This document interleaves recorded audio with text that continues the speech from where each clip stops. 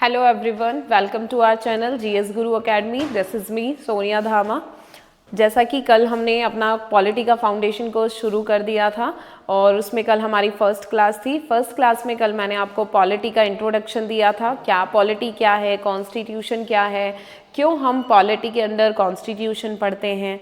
ठीक है, तो मैंने कल आपको बताया था कि कॉन्स्टिट्यूशन क्या है। तो कॉन्स्टिट्यूशन एक ऐसा रिटन डॉक्यूमेंट है जिसमें नियम और कानून बताए गए हैं कि जिससे कि किसी भी देश का जिससे देश का जो शासन है वो कैसे चलेगा। ठीक है, उनका नियमों और कानूनों का जो संकलन है वही क्या है, संविधान है। अब इस संविधान को एग्जीक्यूट कैसे किया जाए, है ना, ये फोर्स में कैसे आएगा, संविधान एक्सरसाइज में कैसे आए, उसके लिए पॉलिटी है, उसके लिए राज व्यवस्था है। तो हम कह सकते हैं कि संविधान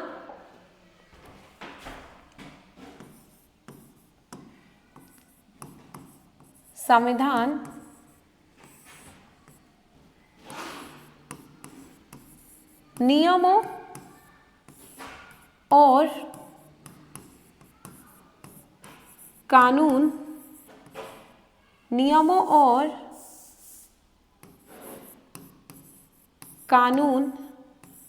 का संकलन, नियमों और कानून का संकलन जो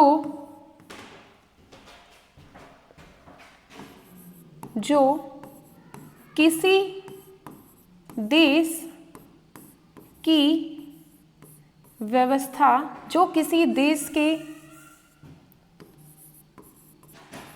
शासन को चलाने के लिए आवश्यक है।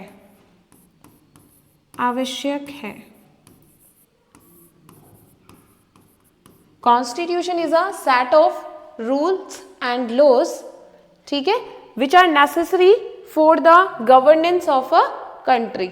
वो हमारा क्या हो गया, कॉन्स्टिट्यूशन। अब भाई कॉन्स्टिट्यूशन एक रिटन डॉक्यूमेंट है, अब इसमें लिखा हुआ है, नियम है, कानून है। अब इन नियम और कानूनों को एक्सरसाइज में लाना, इनको फोर्स में एग्जीक्यूशन में कैसे लाया जाए, इसी को हम कहते हैं राज व्यवस्था। इन नियमों और कानूनों को एक्सरसाइज में लाना ही पॉलिटी कहलाता है। ठीक है, पॉलिटी कहलाता है। अब इसके बाद अब राज व्यवस्था को फोर्स में कैसे लाया जाए, राज व्यवस्था को फोर्स में कैसे लाया जाएगा, इसके लिए 3 ऑर्गन्स हैं। राज व्यवस्था को फोर्स में लाने के लिए 3 ऑर्गन्स हैं। राज व्यवस्था को लागू कैसे किया जाए, लागू करना, राज व्यवस्था को लागू कैसे किया जाएगा, इसके लिए 3 ऑर्गन्स हैं, 3 ऑर्गन्स होते हैं, 3 अंग हैं जिनसे राज व्यवस्था को एग्जीक्यूशन में लाया जाता है। फर्स्ट हमारा है संसद। अब भाई संविधान में तो नियम और कानून है, अब उनका एग्जीक्यूशन कैसे होगा, इसके लिए संसद पार्लियामेंट, इंग्लिश में पार्लियामेंट का काम क्या है, लॉ मेकिंग, कानून का निर्माण करना,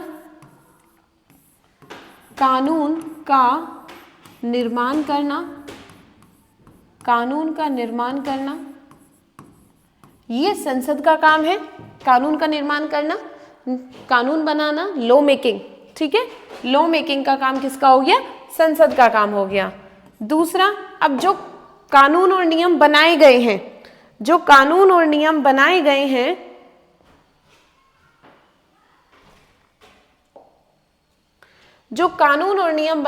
हैं, अगर इनका उल्लंघन होता है तो उसके लिए दंड का प्रावधान करना। अब दंड कौन देगा, दंड देंगे न्यायालय। तो सेकंड हमारा न्यायालय,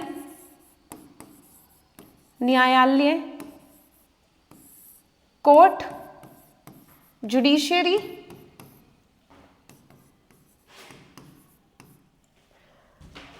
अब ये जो नियम और कानून बने हैं, इन नियम और कानूनों का एग्जीक्यूशन कैसे होगा, नियम और कानूनों को एग्जीक्यूट कैसे किया जाएगा, इसके लिए कुछ संवैधानिक और गैर संवैधानिक संस्थाएं होती हैं। तो गैर संवैधानिक संस्थाएं, गैर संवैधानिक संस्थाएं, गैर संवैधानिक संस्थाएं, गैर संवैधानिक संस्थाएं extra constitutional, extra constitutional bodies, extra constitutional bodies, extra constitutional bodies.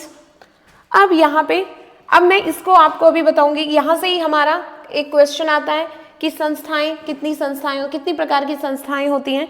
तो 3 प्रकार की संस्थाएं होती हैं, हम यहीं पे पढ़ेंगे। 3 प्रकार की संस्थाएं होती हैं, 3 प्रकार की संस्थाएं हमें देखने को मिलती है। इंस्टीट्यूशंस, इंस्टीट्यूशंस, 3 प्रकार के इंस्टीट्यूशंस हमें देखने को मिलते हैं। पहले first constitutional, constitutional institutions, short में लिख रही हूँ, कॉन्स्टिट्यूशनल इंस्टीट्यूशनल, हम इन्हें बोलते हैं संवैधानिक संस्थाएं, संवैधानिक संस्थाएं, संवैधानिक संस्थाएं। अब ये मैं आपको बताऊं संवैधानिक संस्थाएं क्या होती हैं। तो संवैधानिक संस्थाएं ऐसी संस्थाएं होती हैं जिनका उल्लेख संविधान में किया गया है, जिनका उल्लेख, जिनका वर्णन हमें संविधान में मिलता है। तो हम लिख सकते हैं ऐसी संस्थाएं जिनका उल्लेख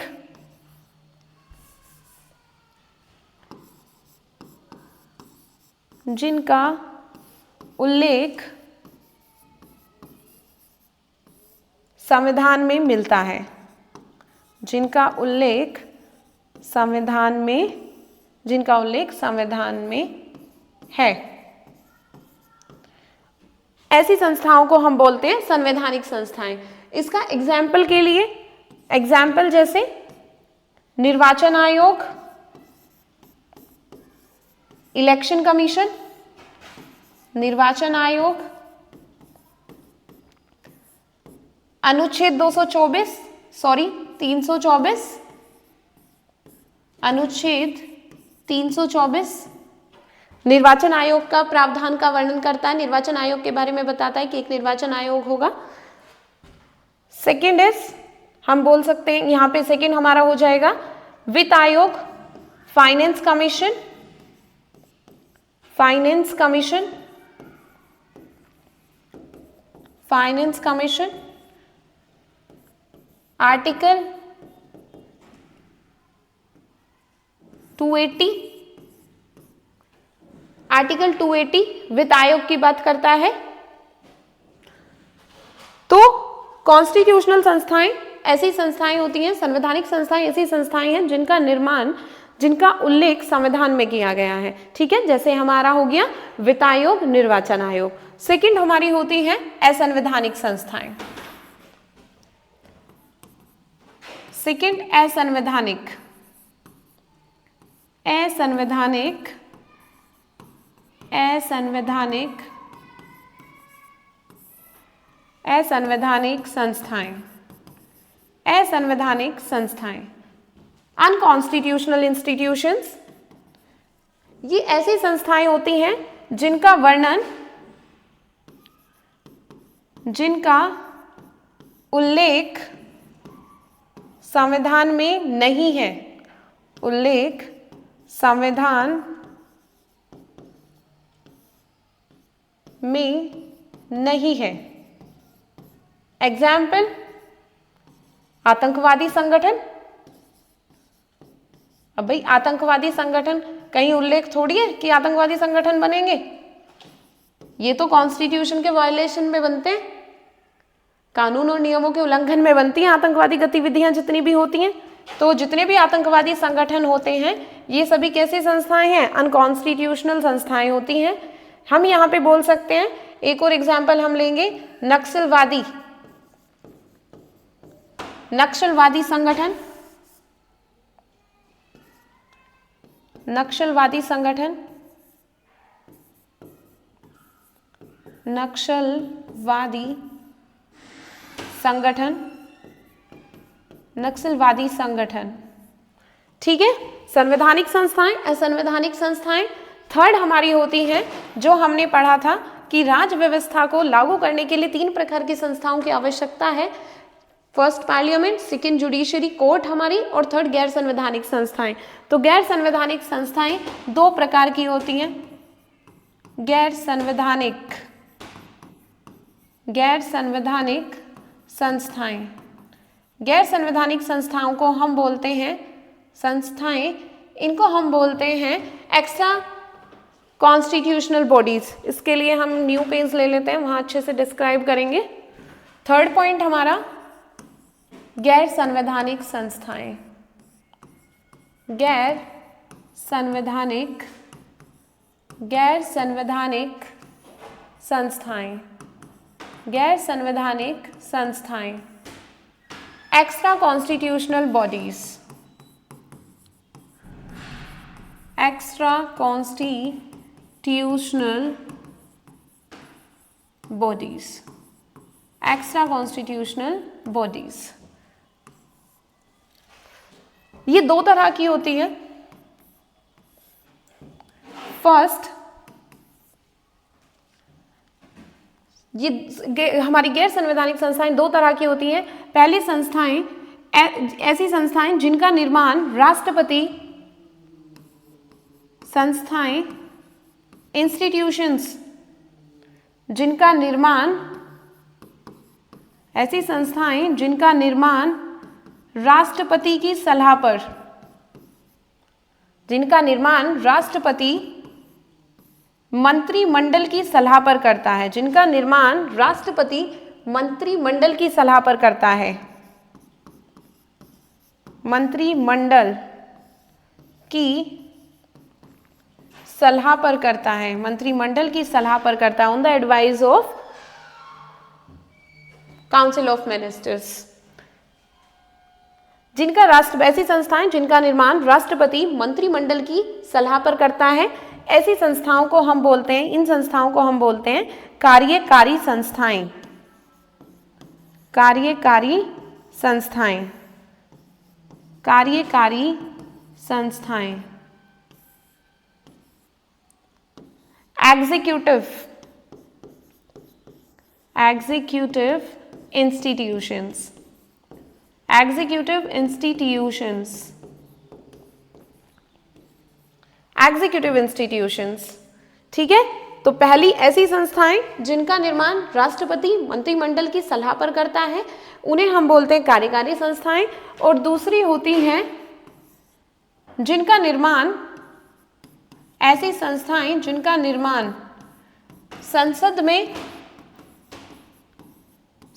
में अधिनियम पारित करके किया जाता है, जिनके लिए अधिनियम पारित किए जाते हैं, एक्ट लाए जाते हैं, अधिनियम पारित किए जाते हैं, अधिनियम पारित किए जाते हैं। ऐसी संस्थाओं को हम बोलते हैं सांविधिक संस्थाएं,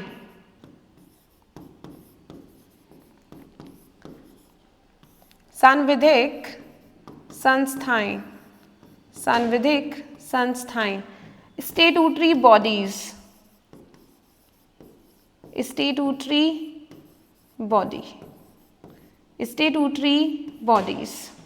ठीक है, तो इस तरह से गैर संवैधानिक संस्थाएं 2 प्रकार की होती हैं।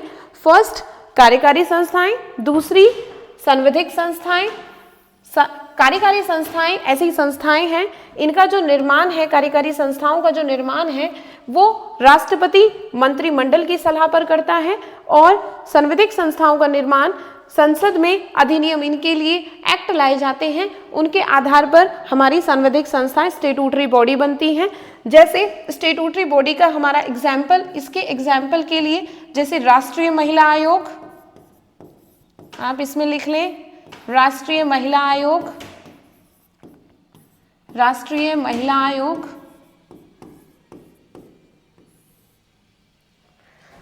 कार्यकारी संस्थाओं के एग्जाम्पल में हम आप लिख लें नीति आयोग, नीति आयोग, नीति आयोग, नीति आयोग। इस तरह से हमने देखा कि राज्य व्यवस्था को लागू करने के लिए, राज्य व्यवस्था को लागू करने के लिए तीन प्रकार के, तीन ऑर्गन्स की, तीन अंगों की आवश्यकता है। पहला हमारा पार्लियामेंट, फर्स्ट हमारा पार्लियामेंट, सेकंड हमारा फर्स्ट पार्लियामेंट,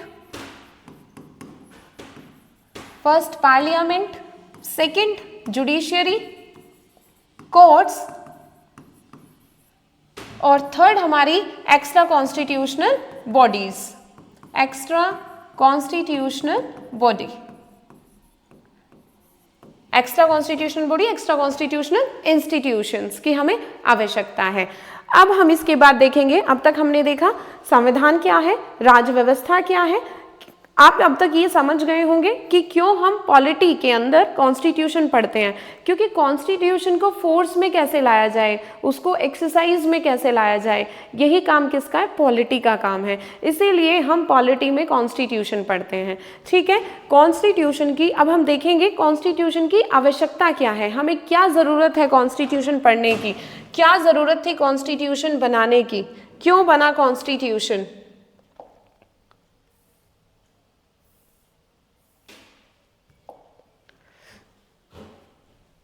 तो इसको हम कुछ पॉइंट्स के थ्रू समझने की कोशिश करेंगे। देखिए, इसको हम एक एग्जाम्पल में लूंगी। जब हमारा देश आज़ाद नहीं हुआ था, जब देश आज़ाद नहीं हुआ था, ब्रिटिशर्स इंडिया में आए तो लोग हमारे यहाँ पे बहुत ज़्यादा पीड़ित थे, लोगों ने बहुत कठिनाइयों का सामना किया। स्वतंत्रता ऐसे ही नहीं मिली है, बहुत लोगों ने अपनी जान गंवाई है। तो उस समय हमें इनइक्वालिटी, अवसर की समान अवसर नहीं मिल रहे थे लोगों को, तो उस टाइम पे हमने बहुत ज़्यादा कठिनाइयों का सामना किया था। एक और एग्जाम्पल मैं ले सकती हूँ कि उस टाइम पे फिर लगा कि भाई संविधान एक ऐसा कुछ ऐसा कानून होना चाहिए जो सभी पर इक्वली लागू हो। उसके लिए फिर हमारे संविधान के गठन, संविधान का हमारा गठन हुआ, संविधान बना, एक लिखित डॉक्यूमेंट बना संविधान। और इसको आप एक एग्जाम्पल से ऐसे समझ सकते हैं, इसको हम समझ सकते हैं संविधान की क्या ज़रूरत हमें पड़ी। तो देश को एकजुट करने के लिए, देश को एकजुट करने के लिए, नागरिकों के अधिकार तय करने के लिए, क्योंकि हमारा जो देश है वो विविधताओं का देश है। हमारे देश में अलग अलग धर्म के लोग रहते हैं, अलग अलग धर्म के, जाति के, यहाँ पे भिन्न भिन्न प्रकार के लोग हैं, और सभी में कोई अमीर है, कोई ज़्यादा गरीब है। तो लोगों में एकजुटता आए, यूनिटी आए, उसके लिए संविधान की हमें ज़रूरत पड़ी। सेकंड हमारा नागरिकों के अधिकार तय करने के लिए, क्योंकि हमारा संविधान ही एक ऐसा दस्तावेज है जो नागरिकों के अधिकार तय करता है। अधिकार तय किए गए कि भाई नागरिकों के क्या क्या अधिकार होंगे, यह हमारा संविधान हमें बताता है। क्या नागरिक के अधिकार होंगे, क्या राज्य के अधिकार होंगे, स्टेट और नागरिक का क्या रिलेशन होगा, ये सब हमारा संविधान हमें बताता है। थर्ड, लोकतंत्र को स्थापित करने के लिए संविधान बहुत आवश्यक था। जैसा कि इंडिया एक डेमोक्रेटिक कंट्री है, लोकतंत्र से मतलब है कि हमारे यहाँ पे जनता का शासन है। जनता का शासन से मतलब कि जनता अपना प्रतिनिधि स्वयं चुनती है, जैसा कि अब्राहम लिंकन ने कहा था, जनता के द्वारा और जनता के लिए शासन। ठीक है, यहाँ पे हमें अपना प्रतिनिधि चुनने की स्वतंत्रता है, हम जिसे चाहें उसे अपना प्रतिनिधि बना सकते हैं। ठीक है, यही डेमोक्रेसी है। फोर्थ, सामाजिक न्याय और समानता के लिए, सामाजिक न्याय स्थापित करने के लिए सभी को इक्वल जस्टिस हो, किसी के गरीब अमीर के आधार पर उन्हें न्याय देने में उनके साथ कोई भेदभाव नहीं किया जाए, सभी को इक्वल स्टेटस पे, इक्वल लेवल पे सभी को न्याय प्रोवाइड किया जाए, समानता स्थापित करने के लिए। फिफ्थ, कानूनी व्यवस्था को लागू करने के लिए कानून कैसे बनाए जाएंगे, कानून कैसे लागू किया जाएगा, यह सब हमारा संविधान हमें बताता है।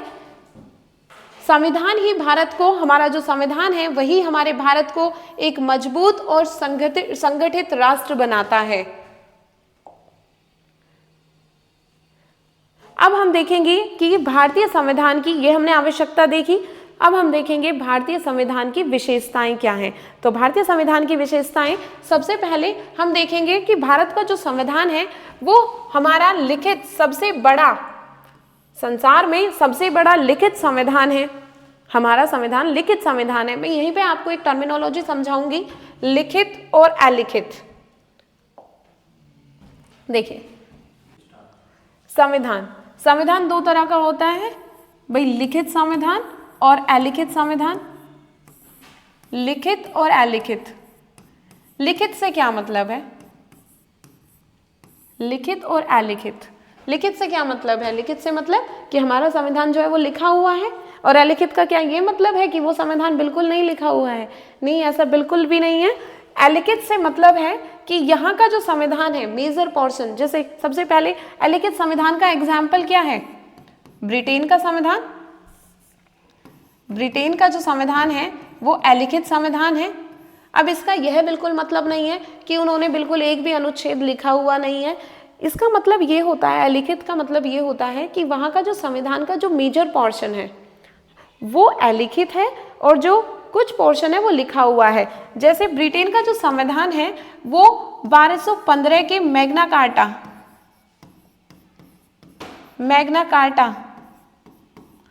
से रूल होता है। मैग्ना कार्टा से रूल होता है कि ब्रिटेन का संविधान 1215 के मैग्ना कार्टा से रूल होता है। ये वहाँ का संविधान है। अब 1215 के मैग्ना कार्टा से मतलब होता है अधिकारों की घोषणा। इसका अर्थ होता है अधिकारों की घोषणा। अधिकारों की घोषणा। अलिखित से यह मतलब है कि यहाँ का जो संविधान है इसका मेजर पोर्शन जो है, मेजर पोर्शन अलिखित है और कुछ पोर्शन लिखा हुआ है, जैसे कि 1215 की मैग्ना कार्टा से ये रूल होता है।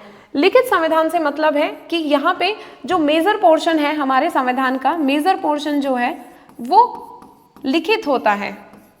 मेजर पोर्शन लिखित होता है। हमारा संविधान है, जैसे कि इंडिया का संविधान है, तो हमारा संविधान लिखा हुआ है, लिखित है। हम कस्टम्स वगैरह को ज़्यादा फॉलो नहीं करते, जो लिखा हुआ है हम उसको ज़्यादा फॉलो करते हैं, ठीक है। यहाँ पे ब्रिटेन में अगर हम देखते हैं तो यहाँ पे कस्टम वगैरह जो चली आ रही हैं उसको ज़्यादा फॉलो किया जाता है, जो वो फॉलो करते आ रहे हैं, जिन परंपराओं को, नियम कानूनों को, वो उसे मान रहे हैं। वो अलिखित संविधान, इसलिए वहाँ के संविधान को अलिखित कहा जाता है। हमारा जो संविधान है वो लिखित संविधान है। इसका एग्जाम्पल जैसे हमारा इंडिया का संविधान हो गया, लिखित संविधान है। USA का संविधान हो गया, फ्रांस का संविधान हो गया, सब लिखित संविधान है, ठीक है। तो अब आप लिखित संविधान, ये टर्मिनोलॉजी आप समझ गए होंगे।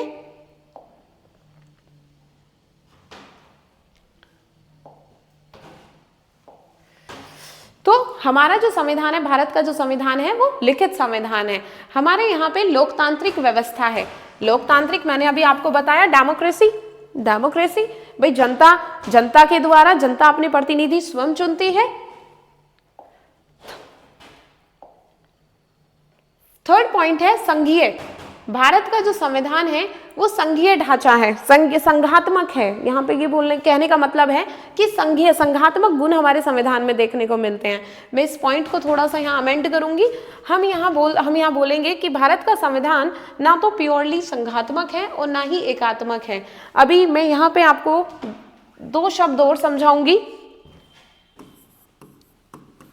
एक होता है संघात्मक और एक होता है एकात्मक।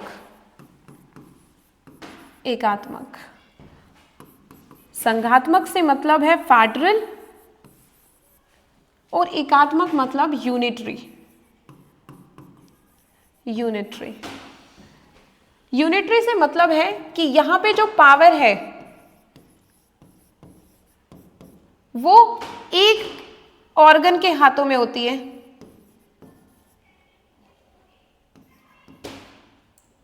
जो पावर है वो सिर्फ एक गवर्नमेंट के हाथों में होती है, एक सरकार, एक गवर्नमेंट। यहां पे सिर्फ एक सरकार होती है, उसी की सरकार के हाथ में सारी शक्ति होती है, एकात्मक। और यहाँ पे संघात्मक से मतलब है कि यहाँ पे जो शक्ति है, शक्ति का जो बंटवारा है वो केंद्र और राज्य के बीच में होता है। केंद्र और राज्य के बीच में जो शक्ति का बंटवारा है, शक्तियों का बंटवारा कहाँ है? भारतीय संविधान में 7वीं अनुसूची में शक्तियों का बंटवारा किया गया है। केंद्र सूची, राज्य सूची, समवर्ती सूची, ठीक है, तो संघात्मक का मतलब है कि हमारी जो शक्तियों का जो बंटवारा है, शक्ति का जो बंटवारा है वो राज्य और केंद्र के बीच में किया गया है। भाई इंडिया 28 स्टेट्स हैं और 80 यूनियन टेरिटरीज हैं, तो हमने बोला कि राज्य अपना अपना काम करेंगे, राज्य अपना अपना काम करेंगे, लेकिन ये सेंटर के नीचे होंगे, है ना, अपने आप में ये इंडिपेंडेंट है अपने आप में, लेकिन हम सब एक संविधान के अंडर हैं, हम सेंटर के अंडर हैं।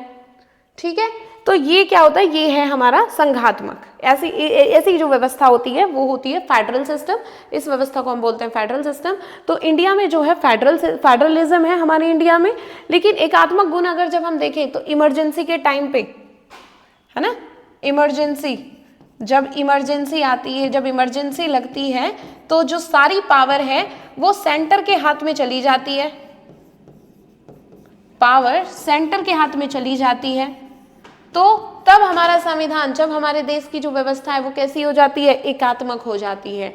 तो इसीलिए हम बोलते हैं कि जो भारत का जो संविधान है वो संघात्मक है, क्योंकि मेजर पोर्शन अर्ध संघात्मक, भारत के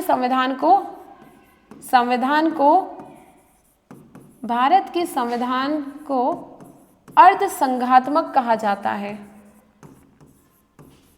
अर्ध संघात्मक कहा जाता है।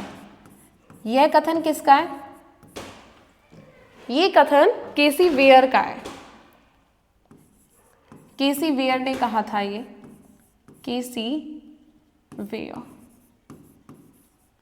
केसी वेयर ने कहा था कि जो भारत का संविधान है वो अर्ध संघात्मक है, क्योंकि हमारे यहाँ पे हमारे संविधान में संघात्मक गुण ज़्यादा पाए जाते हैं, इसीलिए हम उसको अर्ध संघात्मक कहते हैं। लेकिन कभी कभी जब इमरजेंसी के टाइम पे जब सारी पावर सेंटर के हाथों में आ जाती है तब हमारे यहाँ पे तब हम बोलते हैं, तब हमें यहाँ पे यूनिटरी गुण हमें देखने को मिलते हैं, और इसीलिए भारत के संविधान को अर्ध संघात्मक संविधान कहा जाता है। अब आप अच्छे से समझ गए होंगे कि संघात्मक क्या है, क्यों हम बोल रहे हैं संघीय ढांचा है, कि केंद्र और राज्यों के बीच में शक्तियों का बंटवारा किया गया है। वो कथन आप याद रखेंगे कि किसने कहा था कि भारत का जो संविधान है वो अर्ध संघात्मक है, केसी वेयर ने कहा था।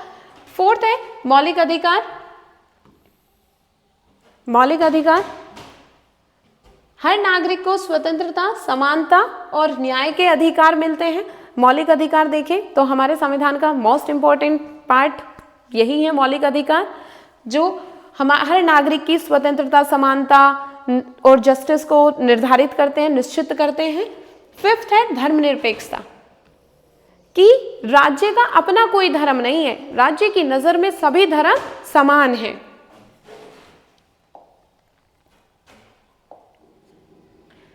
न्यायिक स्वतंत्रता है।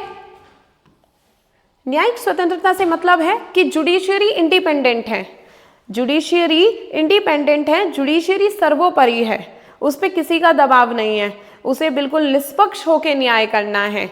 ठीक है, न्यायपालिका स्वतंत्र रूप से काम करती है और संविधान की रक्षा करती है। ठीक है, जैसे हमने बोला कि हमारा संविधान लिखित संविधान है, तो लिखित संविधान में जो जुडिशियरी है वो सुपीरियर होती है, जब हम सुपीरियर होती है। सामाजिक न्याय, सभी को समान अवसर और सम्मान देने की व्यवस्था है, सामाजिक न्याय स्थापित करने की जो व्यवस्था है वो हमारे संविधान में की गई है। लचीलापन, अब हम बोले तो लचीलापन, अगर मैं भारत के संविधान की बात करूं तो हम नहीं कह सकते कि हमारा भारत का जो संविधान है वो प्योरली लचीला ही है ना, फ्लेक्सिबिलिटी ज़्यादा है हमारे संविधान में, नहीं, ऐसा नहीं है, थोड़ा सा इसको भी अमेंड करेंगे। भारत का जो संविधान है वो कठोर और लचीला दोनों गुण हैं भारत के संविधान में, लचीला दोनों गुण हैं। ना ही तो हमारे संविधान में जल्दी से कोई संशोधन किए जा सकते हैं, ठीक है, और ना ही कोई परिवर्तन बिल्कुल नहीं किए जा सकते, और ना ही संविधान, और कठोर भी है क्योंकि उसके लिए स्पेशल मेजोरिटी, अगर कोई आपको कोई अमेंडमेंट करना है स्पेशल मेजोरिटी से पास करवाओ बिल को, स्टेट की भी वो होनी चाहिए, कंसेंट होनी चाहिए। तो हमारे यहाँ पे डिफरेंट प्रोविजन है, इतना आसान नहीं है कि आप कॉन्स्टिट्यूशन में अमेंडमेंट कर दें। तो हम कह सकते हैं कि जो हमारा संविधान है वो उसमें कठोरता और लचीलेपन दोनों के गुण हमें संविधान में देखने को मिलते हैं। तो फ्लेक्सिबिलिटी और रिजिडिटी दोनों है संविधान में।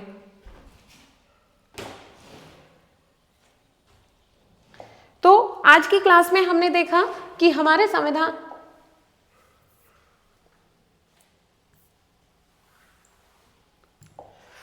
तो आज की क्लास को हम अपनी को यही खत्म करते हैं। आज की क्लास में हमने जो हमारा कल का बचा हुआ था कुछ पोर्शन, हमने उसको भी कवर किया है। संविधान क्या है, पॉलिटी क्या है, पॉलिटी की क्या आवश्यकता है, क्यों हम संविधान, पॉलिटी के अंदर संविधान पढ़ते हैं, संविधान की क्या विशेषताएं हैं, क्या संविधान की ज़रूरत है। आज हमने सब कुछ पढ़ा और मैं आशा करती हूँ कि आप सभी को समझ आया होगा। आप सभी हमारे चैनल को ज़्यादा से ज़्यादा सब्सक्राइब करें, लाइक करें और कमेंट करें, ज़्यादा से ज़्यादा शेयर करें। मेरी जो क्लासेस हैं, इस पॉलिटी फाउंडेशन कोर्स की क्लासेस मंडे टू फ्राइडे आपको रोज़ फ्री ऑफ कॉस्ट अवेलेबल होंगी। आप साथ के साथ नोट्स बनाते रहें, समझने की कोशिश करें। बेसिक से ही मैं आपको पढ़ा रही हूँ और कोशिश कर रही हूँ कि बहुत साधारण शब्दों में आपको समझाया जाए, जिससे आपका एक बेस तैयार हो पाए। Thank you so much.